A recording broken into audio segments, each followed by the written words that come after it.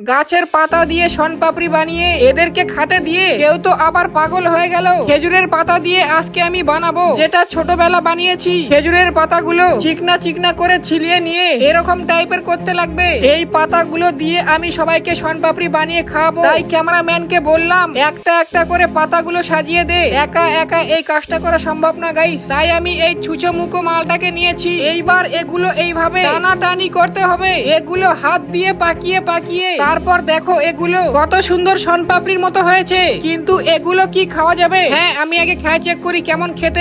এগুলো খেতে একদমই বাজে, কিন্তু একে বললে তো এ আর খাবে না, তাই একে আমি দিলাম খেতে। এ কি পারবে এগুলা খেতে? এ তো ছাগলের মতো সবগুলো খায় ফেললো গাইস। তারপর একটা ভাইকে ডাক দিলাম, ওকে বললাম এগুলা শনপাপড়ি হয় খায়নি। এ তো খাবার পর মনে হয় পাগল হয়ে গেল। না গাইস, আমি পাগল হয়েছি। এখান থেকে পালাই, না হলে আমাকে ধরতে পারলে ছাগল বানিয়ে দিবে।